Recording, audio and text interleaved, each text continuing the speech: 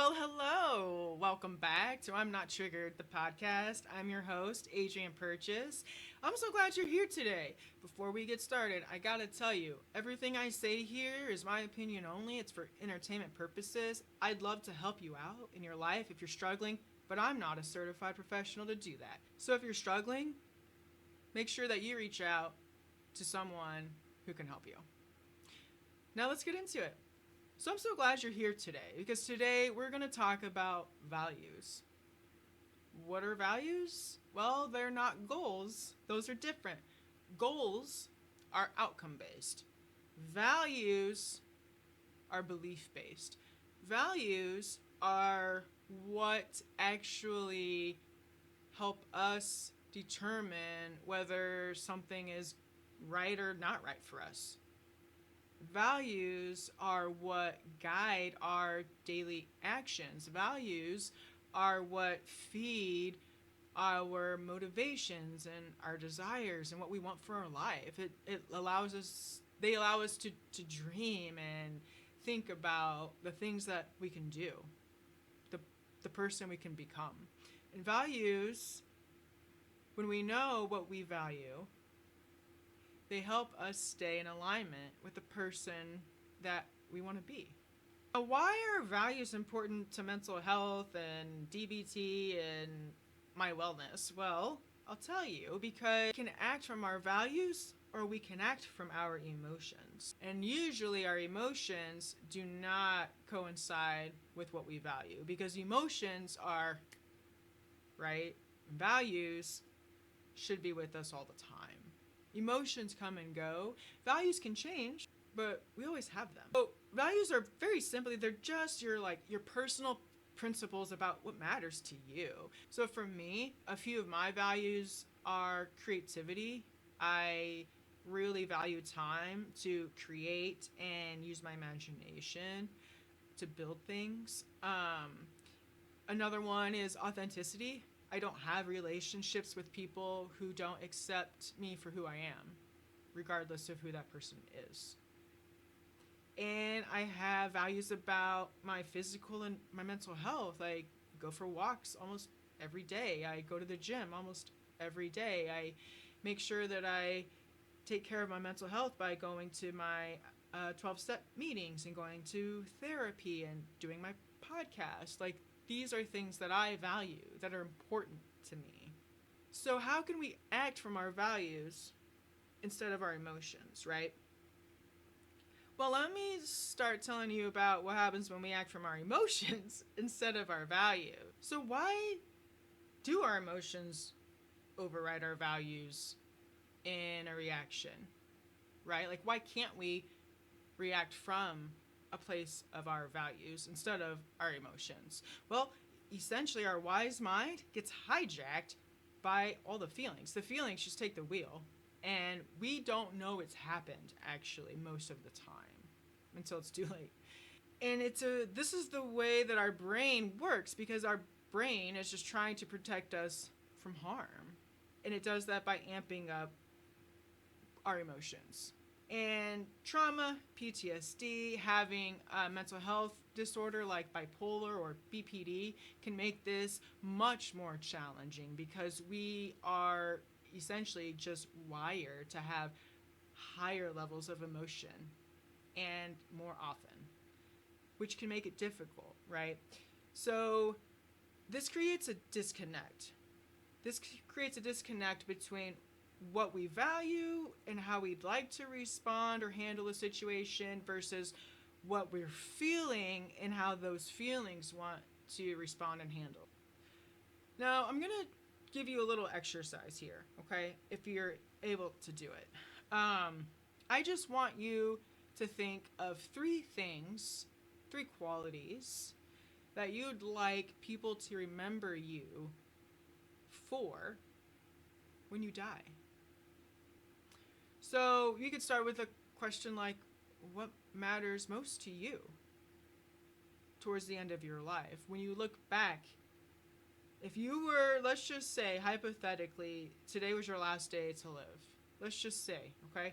And we knew we were going to die at noon tomorrow. Fuck, that would suck.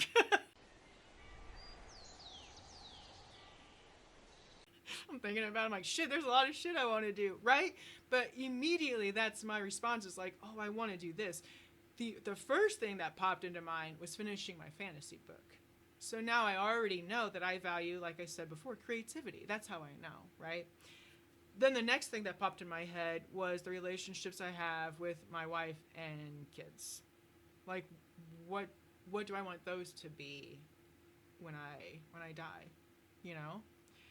How do I want to be remembered by people that don't know me but maybe watched my YouTube or read my Substack? Well, I'd love to be remembered for being creative and kind and, funny and warm and safe, wise. Like, these things are important to me. Now, here's a list of some common values, and I'll link to this as well so you can print a copy or keep it with you if you'd like.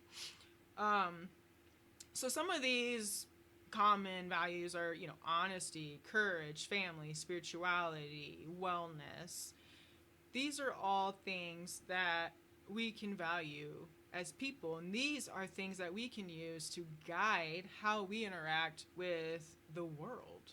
So if connection was an important value to you, what actions specifically embody that value? Well, it'd be building healthy relationships. It would be effective communication. It would probably be things like, ensuring I have friends that are supportive and encouraging, right? If connection is a value, what do I need to do to make sure that my life, my inner life, and my outer life are matching this value?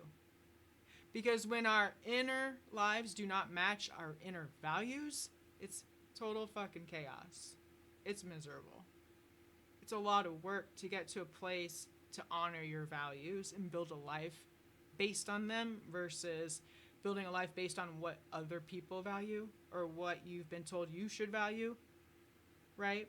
And values change because we change as people. And so we need to reevaluate what's important to us. When I was 20, family didn't matter at all. I didn't care about that. All I cared about was probably, doing drugs and drinking and making poor decisions, like my values back then were much different than they are now. Like, that was 20 years ago, So in order to do this work, we have to really think about what's important to us. What's important to us?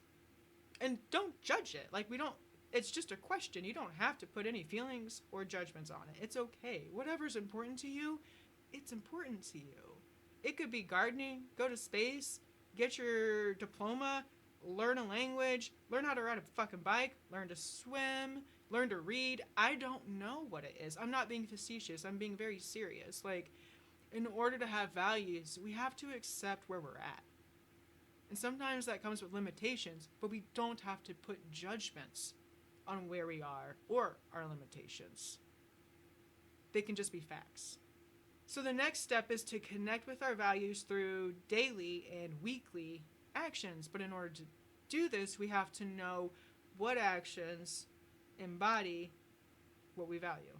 So I value creativity. What actions do I do that specifically support this value of creativity? I block off time to write and to create music. I have a comfortable space set up where I can come in here every day. It's accessible. Most of the time Windows 11 works. I hate Windows 11. I am able to do what I love to do because I have access to it, and that's an important part of navigating our values. I value being authentic, which means I have genuine, authentic connections with people in my life. Like with my wife, she knows me very deeply for who I am as a whole person. And my friends do too, because that's important to me. So if one of your values is traveling, what are the actions that embody that value, right? Probably relationships that are in different places, so you have connections when you go, right? You'd probably make sure you have comfortable clothes to wear. You would probably have luggage and appropriate gear if you need it for traveling. You'd have passports. You would have these things together. You'd have a plan. If one of your values is traveling, then you'd have a plan to make that value become a part of your life, right? So we can also use this information now to work on our habits. And what I mean by that is when we know what we value, when we sit down and we think about the actions we can take, what we need to do in order to align our inner world and our outer values, we can start to create habits that support these values. So over the long term, our values are much more stable. Now, habits and values and consistency all go together. So I also value physical health, right? I got some news from the doctor, legit. I got some news from the doctor. And I've had some trouble with my stomach and my throat for probably a year and a half or 2 years. And I've done things, I thought I did things to help, make it better. But it wasn't enough. So I got news from the doctor, and I need to make some changes in what I eat, essentially. Thank goodness I exercise, right? But I got this information and this news, and it was a little bit of a bummer, but I value physical health, so I've decided to make changes. No one has told me that I need to. I mean, the numbers tell me I need to make changes, but the doctor wasn't like, yeah, you need to eat more fruits and vegetables. I've known this for a long time, that I need to eat more fruits and vegetables. I've known this for a very, very long time, and my body is catching up, right? So for someone to value physical wellness but not eat the things that are conducive and effective for that, that's going against my value. And it causes suffering. And actually now I have some physical discomfort too. So I'm turning things around because I am now looking at this value that I have about physical wellness and saying, what does that really mean to me? Well, that means not having liver cancer later. So I need to do some things differently, right? That means being able to process my food properly. So I need to do some things differently. I need to drink more water. I need to stop drinking so many bubbly drinks. I need to cut down on the sugar. We all need to do that probably, right? So when our values seem to conflict, the only answer here is to sit with your wise mind. And what I mean by that is you need to take a minute to reflect with yourself about why this value is important and what are you willing to do to support that value. And if you're not willing to do anything for it, maybe that's not a value. It was just an idea. It might be a value you'd like to have, and it's okay that you don't, This isn't about judgment or doing values right or wrong, because that's not a thing. But if we take the time to think about how we want to be remembered when we're gone, after we die, that could be life altering, right? So I hope that you found something useful out of today's video about values and why they're important. I'd love to hear from you. You can shoot me an email or just leave a comment below and let me know what you think. You can always check my Substack newsletter. Thanks so much for watching and being here with me today. I really appreciate it. Until next time, take good care of yourself.